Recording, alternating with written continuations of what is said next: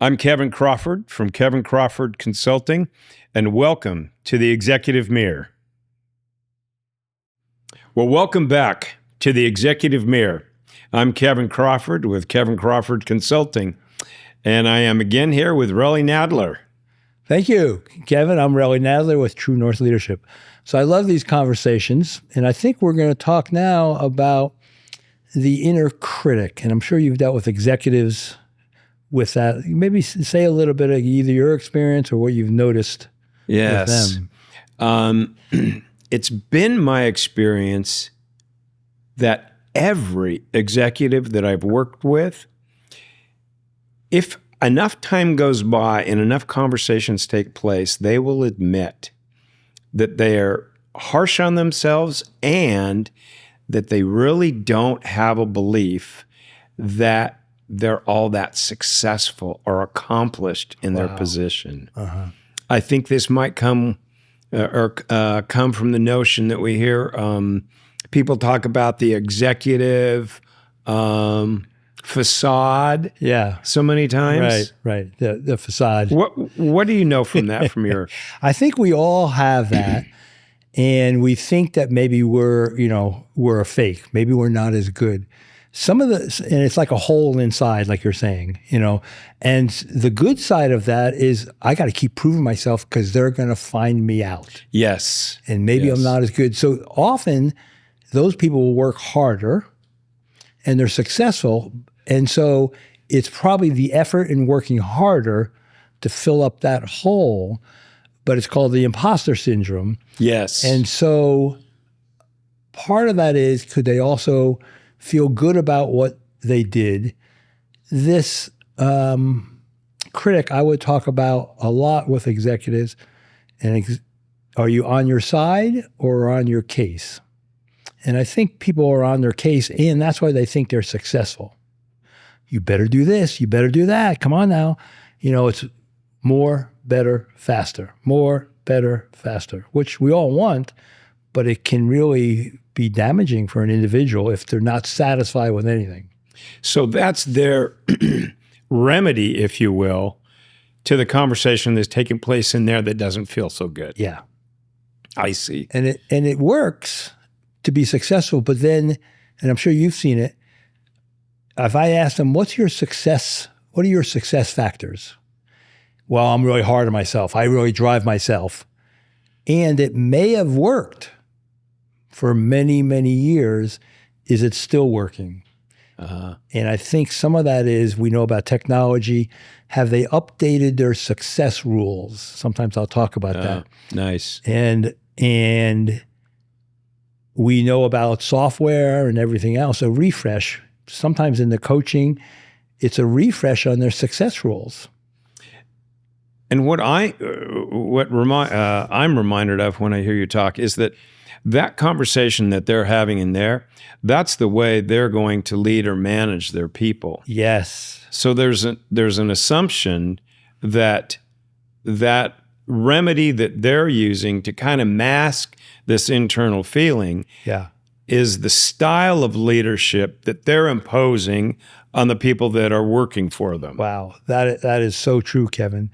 And it's that internal conversation. Should have done it more. Could have done it better. Could have done it faster. It's kind of that waving the finger at them. Somebody comes into their world and they're not aware, because we talked about self-awareness. Kevin, I thought you were going to do that more. I thought, here's how you need to do that faster. Here's how you do it better. We could do that to ourselves, but now, and when you do that to others, you're demoralizing them. Yes. And in one case, it has probably some benefits in that it drives that executive a little harder, a little faster to produce a better quality work, although maybe not the most healthy. But boy, down on their subordinates, the people that are working underneath them, it can have a devastating effect. Exactly. And I'm sure you've seen it.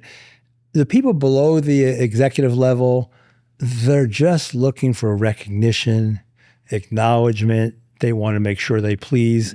And we talked about kind of the shadow and those other aspects. And if everything that I see in front of me is more, better, faster, you're not developing your people to have that sense of agency and empowerment. Yeah, more, better, and faster can't be the mode of operation 100% of the time. Yeah. You know, it just can't be. Right. And I think you've probably seen it, and it starts at the top, and often the leader is more, better, faster. It works for them, but will say to the folks, hey, you go home at 5. I got to stay here late. Don't try to stay here as late as I do if this is their CEO or leader. But I've coached those folks, and they're going, I see that person in the office. I don't want to leave before they do. I don't want to leave. Even though they said, go ahead. Yeah. Yeah. There's so much going on in the minds of not just the CEO, but all of those executives. So many conversations that are taking place there that they manage their people to quiet that conversation in their head. That's been my experience. And so if you really want to kind of get an idea of what's going on inside the head of an executive, you kind of watch how they're treating their people, okay? Right. Because it's almost as though it just oozes out of their pores. And if you're looking for it, you can really identify the talk that is going on inside of their head, because in all of their actions, they're trying to quiet that down. And if it's all done in the subconscious, they're not even aware of it. Yeah.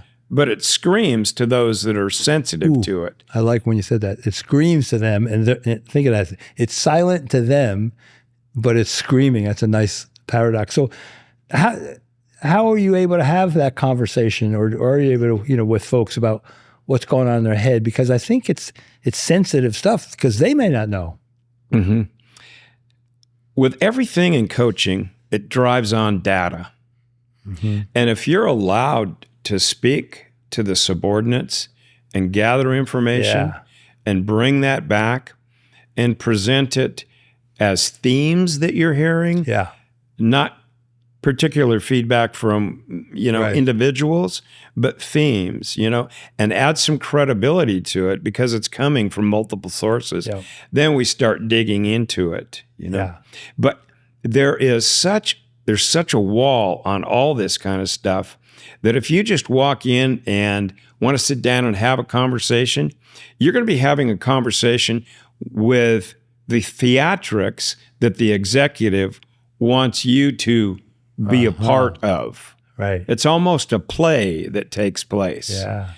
And so if you can get past that, and one of the ways that seems to work effectively for me is interviewing, whether it's an official 360 or just interviewing people, because if you're armed with data, they kind of have a more difficult time squirming out of that. Exactly. And then we can get the issues on the table. Yeah. Well, I would agree with you, whether it's interviews or 360-degree feedback. I remember working with a Navy SEAL, and I'm sure you've had these situations where he rated himself excellent on all these things. There was 15 different variables. And then his team, he was only average on all 15. And I looked at it, I said, ooh, this is going to be a hard conversation. He thinks he's excellent on 15. They only think he's average. And that perspective, and how do you get him to hear the reality and then have motivation, not devastation, to do something about it? And that's where it's really important that he feels safe with you. Yeah, yeah. Despite the mask, they got to feel safe with you so that they can say, I think there is a there that we need to explore. Yeah. Well, there's a lot more for us to talk about in Executive Mirror, and we will do that next time. Relly, thanks so much for the time. Appreciate it. Me too. Love it. Information, contact Kevin, CrawfordConsulting.com.